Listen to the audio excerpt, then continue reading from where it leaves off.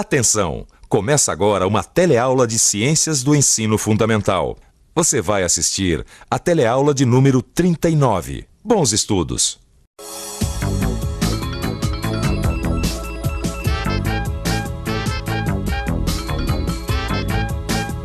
Você está reconhecendo esses ambientes?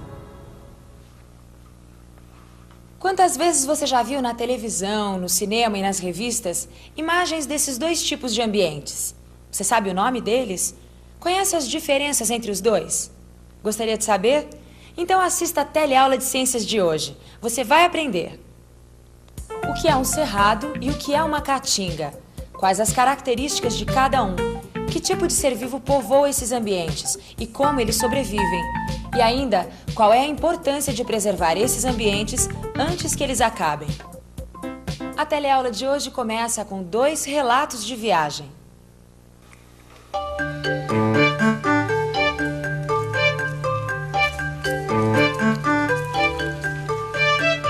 Como vai essa força, Alberto? Oh, quanto tempo! Que coisa maravilhosa! Pessoal, essa aqui é a Rosângela, que trabalhava aqui antes da Maria. Aí ela resolveu casar e mudou lá pro Nordeste, lá pra Pernambuco. E aí, Rô, você tá de volta de vez ou tá só de visita? De visita! E olha que fiz uma viagem tanto. Pensa que é brincadeira. Viajar lá da Caatinga até aqui? Primeira parte da viagem é só assim, no lombo do jegue. Opa, e você trouxe isso aqui pra mim? O que será? Olha! Tá embrulhadinho! Opa! Que será? Vamos ver. Ah, é o jegue! Olha que bonitão! Foi, viajei no lombo de um pra sair da Caatinga, lá da fazenda, chegar até a estrada pra só então pegar o ônibus. E esse chapéu de lampião aí? Pois trouxe de presente pra você. Opa! Mas isso não é só enfeite não sabe? Pra atravessar a Caatinga, a gente precisa de usar roupa de couro, bota e chapéu. Mas pra que tudo isso? É difícil penetrar na vegetação da Caatinga, porque ela é formada principalmente de arbustos e árvores baixas espaçadas. As plantas da Caatinga possuem folhas em forma de espinho. O espinho tem uma área bem menor do que a folha comum. Isso é uma adaptação para que as plantas não percam água facilmente, porque na Caatinga a água é bastante escassa. Conheça agora o outro ambiente que nós vamos estudar nessa teleaula. E da próxima vez que eu for a Brasília, eu trago uma flor do cerrado pra você. Oi, essa revista aqui traz um relato de uma viagem pelo Planalto Central do Brasil através do cerrado. O cerrado possui um aspecto muito variado. Parte deles são campos contendo só plantas rasteiras, ou campos com plantas rasteiras, arbustos e árvores. E existem regiões com muitas árvores grandes. As plantas do cerrado têm aspecto seco, com galhos tortuosos e cascas grossas. As folhas são muito duras, mas não são espinhosas. Algumas, principalmente quando jovens, possuem pelos. As raízes são profundas. Às vezes, uma parte do caule fica sob a terra modificado. Toda essa estrutura armazena substâncias que a planta produziu para serem usadas quando necessário. Para passear pelos vários tipos de cerrado, não é necessário usar roupa de couro. Essa é a diferença entre o cerrado e a caatinga. A vegetação do cerrado é menos espinhosa. Na Caatinga tem mandacaru, xique-xique, jurema. Sei, parece que cada planta tem uma música, né? Mandacaru quando fulora lá na serra. Ô, Rosângela, me conta uma coisa. Aquela roupa de couro que você falou é só para proteger dos espinhos? Não, protege também dos animais. Porque a Caatinga, apesar daquele jeitão seco, desolado, tem muita vida. Tem cascavel, lagarto. Tatupeba, sagui do Nordeste, veado catingueiro, aranha, escorpião. A Caatinga também possui aves, como o gavião e o cancã. Todos esses animais possuem adaptações para viver em ambiente seco e quente. O ambiente do cerrado também é seco e quente. E nele a gente encontra animais que não existem em outros lugares. Vamos ver as fotos de alguns deles. Se as árvores e os bichos da Caatinga deram música, os animais do cerrado aparecem muito em livros de histórias folclóricas. Tem o lobo-guará, o tamanduá-bandeira, o tatu-canastra. Até agora você viu que, apesar de o cerrado e a caatinga terem suas semelhanças, eles possuem plantas e animais diferentes, com diferentes adaptações. quais seriam as razões dessas diferenças? Oi. Ai, Alberto, que bom que você não fechou. Assim dá tempo de eu comer alguma coisa antes de ir pra minha aula. Ah, tá bom. Ô, Lineu, essa aqui é a Rosângela.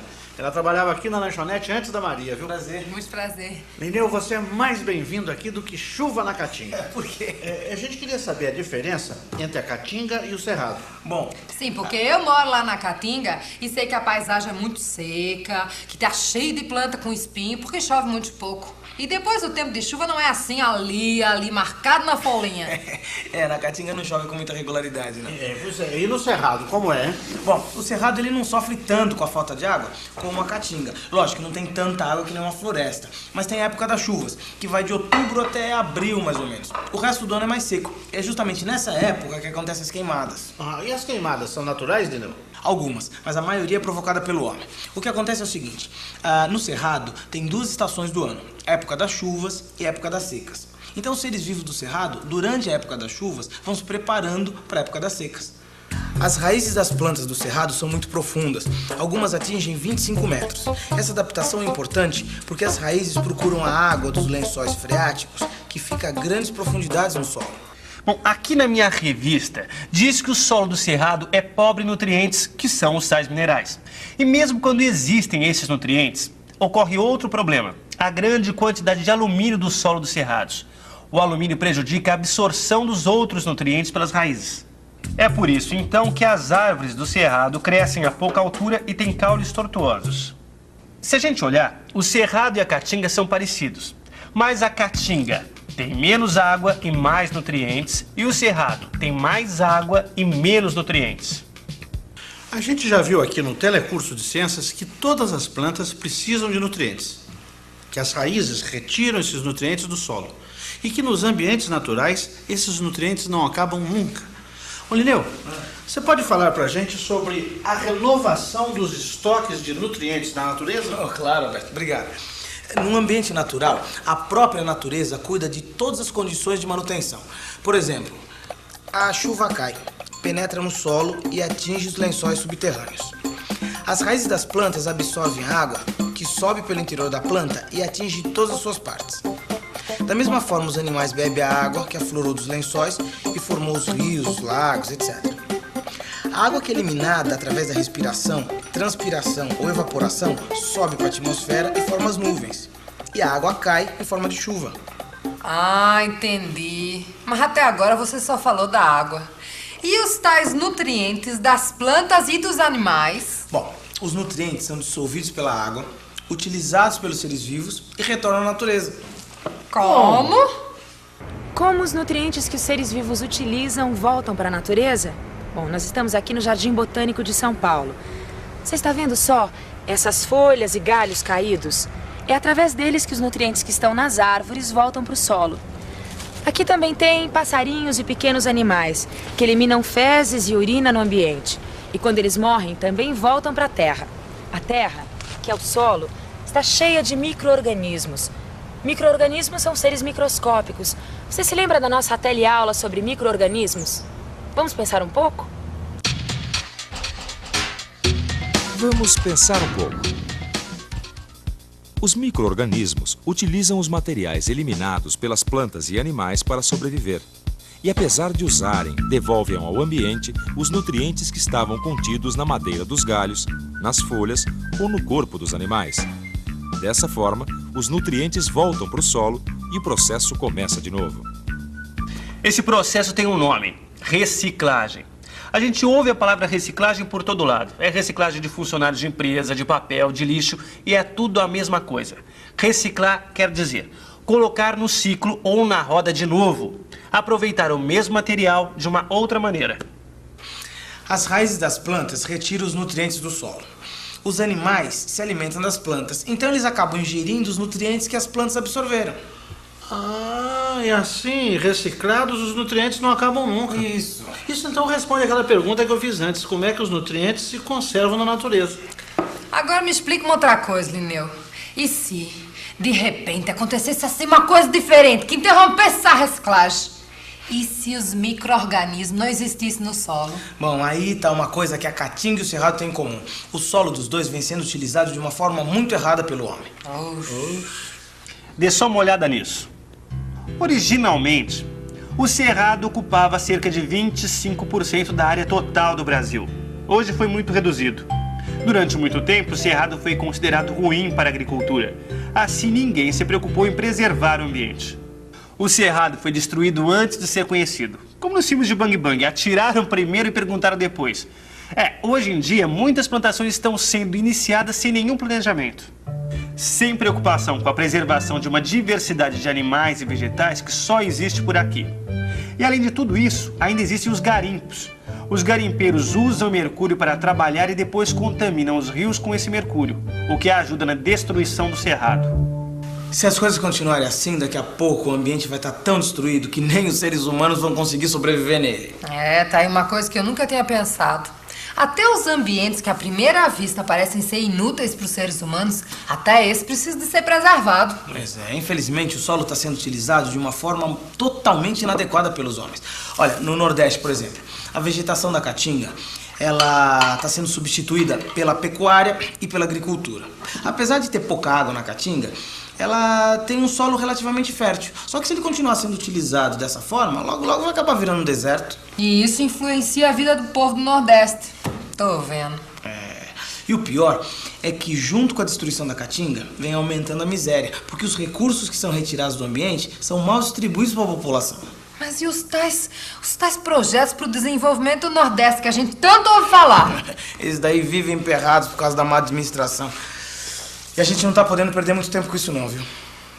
Se você ainda tem alguma dúvida, trate de tirar na revisão, viu? E atenção, se liga aí que é hora da revisão. Os ambientes do Cerrado e da Caatinga são parecidos à primeira vista, mas possuem diferenças significativas. A Caatinga sofre com a falta de água, apesar de possuir nutrientes em certa quantidade. O Cerrado possui água, mas é pobre em nutrientes importantes para as plantas. Além disso, contém muito alumínio. O alumínio dificulta a absorção dos nutrientes pelas plantas. Tanto as plantas como os animais da Caatinga e do Cerrado possuem adaptações para sobreviverem nesses ambientes limitados. Os nutrientes no ambiente natural são reciclados pelos micro-organismos, retornando ao solo. Eles podem ser utilizados novamente pelos seres vivos. A utilização sem planejamento das áreas de Cerrado e Caatinga tem levado esses ambientes à destruição, sem chances de recuperação. Hoje você viu que mesmo as áreas aparentemente inúteis para plantação, como a Caatinga e o Cerrado, têm uma diversidade de seres vivos que é muito importante preservar. No seu livro você vai encontrar uma série de sugestões para discutir com seus colegas. Faça isso. Assim você vai estar se preparando para discutir um outro ambiente que também é muito importante para nós seres humanos e que também vem sendo destruído, as florestas. Então até a próxima teleaula de ciências.